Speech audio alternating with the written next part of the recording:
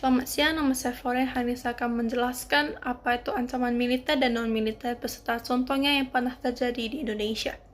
Dalam undang-undang disebutkan bahwa ancaman militer adalah ancaman yang menggunakan kekuatan bersenjata yang dinilai membahayakan kedaulatan dan keutuhan wilayah negara beserta keselamatan rakyatnya.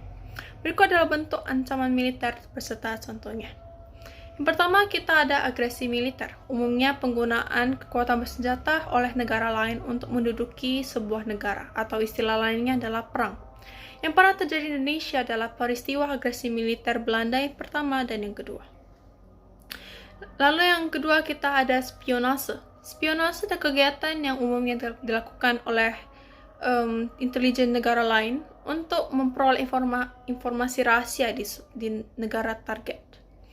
Contohnya adalah kasus Alan Poe yang ditugasi CIA untuk menyusup di gerakan pemberontakan Indonesia untuk menggulingkan Bapak Soekarno. Yang ketiga kita ada sabotase. Kegiatan yang dilakukan secara terorganisir, disengaja, dan tersembunyi untuk tujuan penghancuran. Contohnya adalah terjadinya sabotase jaringan optik Telkomsel di Papua yang menyebabkan terganggunya jaringan komunikasi. Yang keempat kita ada pemberontakan bersenjata, di mana merupakan tindakan yang dilakukan untuk menentang kekuasaan yang sah atau yang paling tinggi seperti pemerintahan. Contohnya ada pemberontakan Angkatan Perang Ratu Adil yang terjadi di Bandung 23 Januari 1950 untuk mempertahankan bentuk negara federal di Indonesia. Yang kelima kita ada terorisme, perbuatan yang bersifat berbahaya dan menimbulkan korban, yang juga menimbulkan suasana teror atau rasa takut secara meluas.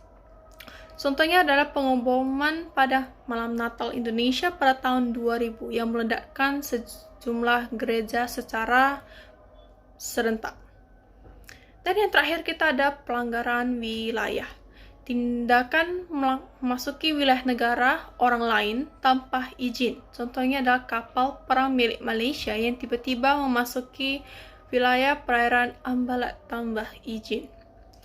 Lalu kita ada ancaman non-militer, di mana definisinya adalah ancaman yang dilakukan oleh pemikiran ataupun ideologi atau sikap yang biasanya terjadi di masyarakat.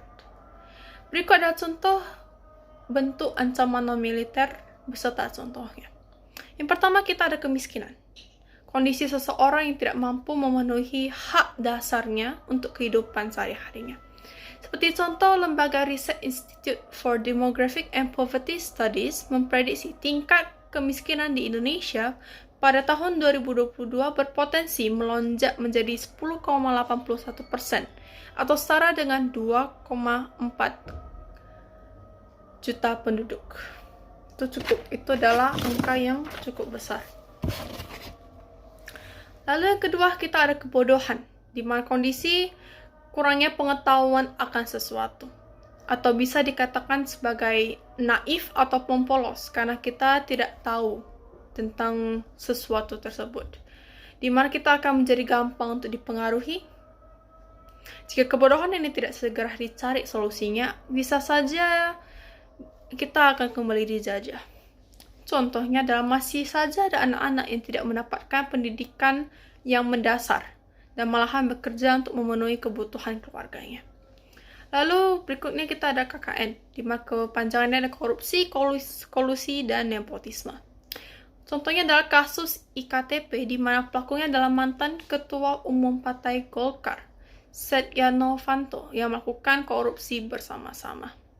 Lalu kita ada narkotika atau narkoba, penggunaan obat yang dapat menimbulkan efek penurunan kesadaran, halusinasi, ketergantungan, dan banyak lagi hal yang buruk. Contohnya adalah penyalahan narkoba di Indonesia meningkat 0,15% setiap tahunnya. Kita ada lalu degradasi moral atau lunturnya nilai moral yang berlaku di masyarakat, seperti contohnya tawuran antar siswa atau kematangan seksual yang terlalu dini, beserta penyimpangan. Dan yang terakhir kita ada pengaruh budaya asing, yaitu pengaruh yang berasal dari negara lain yang datang ke Indonesia melalui globalisasi.